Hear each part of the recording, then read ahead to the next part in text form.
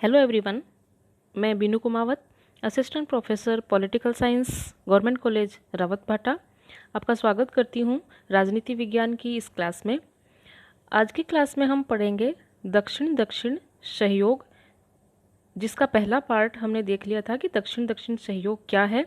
ये दक्षिण दक्षिण सहयोग के वीडियो का पार्ट 2 है, जिसमें हम दक्षिण दक्षिण सहयोग के जो विभिन्न मंच हैं उनके बारे में एक एक करके चर्चा करेंगे। आज के इस वीडियो में हमारा चर्चा का विषय है दक्षिण दक्षिण सहयोग का एक प्रमुख मंच अंकटाड, UNCTAD। अंकटाड एक प्रमुख मंच है दक्षिण दक्षिण सहयोग का, जिसके बारे में आज हम विस्तार से चर्चा करने जा रहे हैं। तो आइए देखते हैं क्या है ये अंकटाड और किस तरह से ये दक्षिण के देशों या विकासशील देशों के विकास में सहायक है। सबसे पहले हम शुरुआत करते हैं वहीं से कि दक्षिण दक्षिण सहयोग है क्या। इसके पूर्व के वीडियो में आप दक्षिण दक्षिण सहयोग के बारे में विस्तार पूर्वक जहां चर्चा की गई है उससे समझ सकते हैं, और इस वीडियो के जो डिस्क्रिप्शन बॉक्स है उसमें भी उस जो भाग फर्स्ट है उसका लिंक दे दिया जाएगा, जहां से आप उसकी जानकारी प्राप्त कर सकते हैं। तो आइए चलते देखते हैं एक बार सरसरी नज़र से कि दक्षिण दक्षिण सहयोग क्या है। दक्षिण दक्षिण सहयोग, जैसा कि हम जानते हैं, दुनिया 2 गोलार्धों में बटी हुई है, और उत्तर के जो देश हैं, पृथ्वी के जो उत्तरी गोलार्ध में जो ज़्यादातर देश हैं वो ज़्यादातर देश विकसित और औद्योगिक देश हैं, जबकि जो दक्षिणी क्षेत्र में जो देश आते हैं वो ज़्यादातर तीसरी दुनिया के देश कहलाते हैं, जिनमें विकासशील, अविकसित और पिछड़े देश ज़्यादातर हैं। तो इसीलिए इनको तीसरी दुनिया भी कहा जाता है, दक्षिण के देश भी कहा जाता है। तो दक्षिण का मतलब है विकासशील देश, और दक्षिण दक्षिण सहयोग का मतलब है विकासशील देशों में आपसी सहयोग के माध्यम से आगे बढ़ना और एक दूसरे का विकास करने में सहायता करना। और इसके जरिए सदस्य देश, अंतर्राष्ट्रीय संगठन, शिक्षाविद, नागरिक समाज और निजी सेक्टर आपस में मिलकर काम करते हैं और ज्ञान, कौशल और सफल उपक्रमों को आपस में साझा करते हैं। और ये सहयोग मुख्य रूप से कृषि के विकास, मानवाधिकार, शहरीकरण, स्वास्थ्य, जलवायु परिवर्तन जैसी चुनौतियों पर केंद्रित होता है। तो आइए चलते हैं दक्षिण दक्षिण सहयोग के विभिन्न मंच की ओर, जहां आज हम अध्ययन करेंगे अंकटाड यानी कि United Nations conference on trade and development. ये जो स्क्रीन पर दिख रहा है वो अंकटाड का लोगो है, जहां ऊपर में यूनाइटेड नेशंस यानी संयुक्त राष्ट्र संघ का लोगो बना हुआ है। ये अंकटाड का मुख्यालय है जो कि जिनेवा में स्थित है। अब देखते हैं अंकटाड के बारे में कि किस तरह से ये विकासशील देशों की आपसी भागीदारी के द्वारा एक मंच है जो कि विकासशील देशों के विकास के साझा विकास को सुनिश्चित करता है। अंकटाड व्यापार, निवेश और विकास के मुद्दों से निपटने के लिए संयुक्त राष्ट्र सचिवालय का एक हिस्सा है। इस संगठन का जो लक्ष्य है वो है विकासशील देशों के व्यापार, निवेश और विकास के अवसरों को अधिकतम करना और उन्हें विश्व अर्थव्यवस्था में समान आधार पर एकीकृत करने के उनके प्रयासों में सहायता करना। यानी जो विकासशील देश आपस में अपने विकास के जितने भी प्रयास करते हैं उनको एक जगह लाना, उनको एक मंच पर स्थापित करना, ताकि उनके प्रयास साझा प्रयास हो सके और ताकि वो एकीकृत रूप से होकर के, एकजुट होकर के विकास के लाभों को साझा कर सके और एक प्रगति के पथ पर आगे बढ़ सके। अंकटाड की स्थापना कब हुई? इसकी स्थापना होती है 30 दिसंबर 1964 को संयुक्त राष्ट्र महासभा के द्वारा, एक प्रस्ताव के द्वारा की गई थी। और ये संयुक्त राष्ट्र महासभा और संयुक्त राष्ट्र आर्थिक और सामाजिक परिषद, जो कि यूएनओ के प्रमुख 6 अंगों में से 2 अंग है, महासभा और आर्थिक और सामाजिक परिषद, उसको ये रिपोर्ट करती है। 1964 में अंकटाड का निर्माण अंतर्राष्ट्रीय बाजार, बहुराष्ट्रीय निगमों और विकसित राष्ट्रों और विकासशील देशों के बीच महान असमानता पर विकासशील देशों की जो चिंताएं थी उन चिंताओं को दूर करने के लिए किया गया था।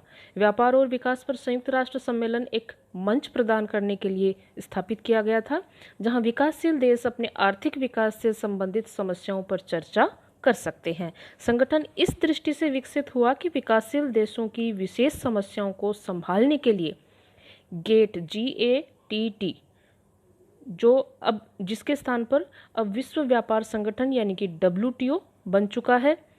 इसके अलावा एक और अंतर्राष्ट्रीय आर्थिक संस्था है अंतर्राष्ट्रीय मुद्रा कोष यानी कि IMF, और दूसरी संस्था है विश्व बैंक। जैसी मौजूदा संस्थाएं ठीक से व्यवस्थित नहीं थी और इसीलिए अंकटाड की स्थापना हुई ताकि विकासशील देशों की अर्थव्यवस्थाओं को ठीक से वो संभाल सके, समझ सके, उनके जो जितनी भी समस्याएं हैं उन समस्याओं को समझ सके और एकीकृत प्रयास कर सके कि विकासशील देश विकास के मार्ग पर बढ़ सके। बाद में 1970 और 1980 के दशक में अंकटाड बारीकी से नियो के विचार से जुड़ा। नियो यानी नई अंतर्राष्ट्रीय आर्थिक व्यवस्था, न्यू इंटरनेशनल इकोनॉमिक ऑर्डर, जिसके बारे में हम चर्चा पहले के वीडियोज़ में कर चुके हैं कि नई अंतर्राष्ट्रीय अर्थव्यवस्था क्या होती है और ये विकासशील देशों की किस तरह से इन्होंने मांग की और इनके सिद्धांत क्या है। इस जो नियो का विचार है उससे संबंधित जो वीडियो है उसका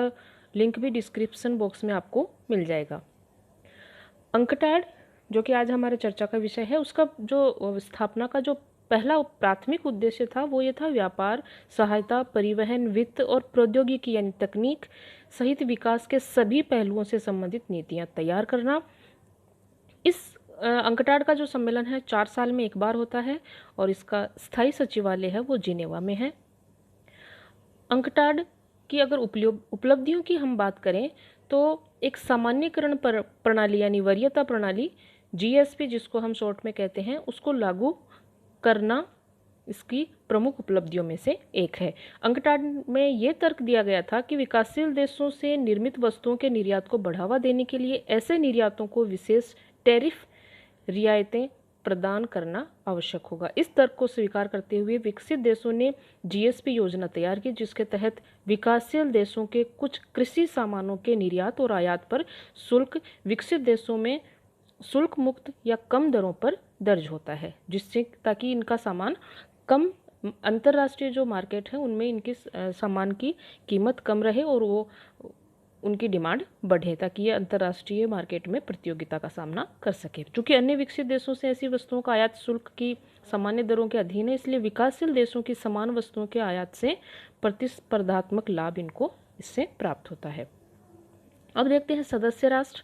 वर्तमान में अंकटाड में 195 सदस्य हैं। अंकटाड के सदस्यों को 4 सूचियों में विभाजित किया गया है। ये विभाजन संयुक्त राष्ट्र क्षेत्रीय समूहों पर आधारित है, जैसे सूची A, B, C, D। ये 4 सूचियां बनाई गई है। सूची ए में अफ्रीका, एशिया और प्रशांत समूह के अधिकांश देश शामिल हैं, तो B में पश्चिमी यूरोपीय और अन्य समूह के देश शामिल हैं। C में लैटिन अमेरिकी और कैरेबियन राज्य के जो देश हैं वो इसमें शामिल हैं और D में पूर्वी यूरोपीय समूह के देश शामिल हैं। जो लेटेस्ट सदस्य हैं इसका अंकटाड का वो है फिलिस्तीन।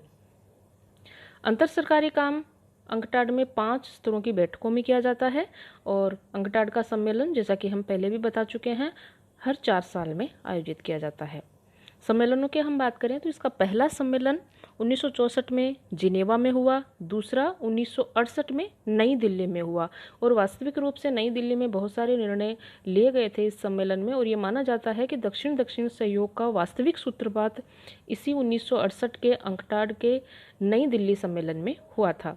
तीसरा सम्मेलन सेंटियागो में 1974 में, नैरोबी में, चौथा 1979 में मनीला में, 5वां 1983 में बेलग्रेड में। तो इस तरह से ये स्क्रीन पे आप देख सकते हैं कि कौन सा सम्मेलन कब हुआ और कौन सी जगह पर हुआ।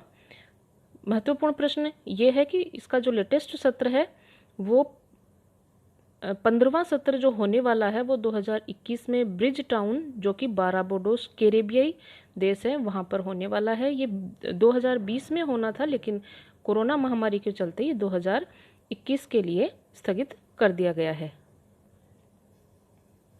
व्यापार और विकास पर संयुक्त राष्ट्र सम्मेलन यानी कि अंकटाड ये कुछ रिपोर्ट्स के माध्यम से कार्य करता है। इसका कुछ जो रिपोर्ट इसके द्वारा प्रकाशित की जाती है वो है व्यापार और विकास रिपोर्ट, विश्व निवेश रिपोर्ट, न्यूनतम विकसित देश रिपोर्ट, सूचना एवं अर्थव्यवस्था रिपोर्ट, प्रौद्योगिकी एवं नवाचार रिपोर्ट, वस्तु तथा विकास रिपोर्ट। और इन रिपोर्ट्स के आधार पर विभिन्न देशों की रैंकिंग की जाती है, जिससे पता चलता है कि विकास के पायदान पर कौन सा देश कहाँ पर है और किस देश को किस क्षेत्र में अधिक विकास की आवश्यकता है। इससे अगले वीडियो में हम देखेंगे दक्षिण दक्षिण सहयोग का पार्ट 2, जिसमें हम चर्चा करेंगे समूह 77। ये एक ऐसा समूह है जो शुरुआत में इसमें 77 देश सम्मिलित थे, हालांकि इसकी सदस्य संख्या बढ़ चुकी है, लेकिन इसका नाम वही है G77।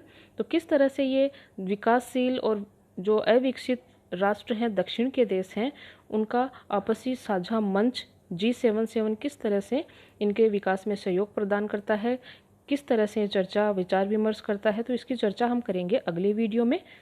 तब तक के लिए देखते रहिए। धन्यवाद।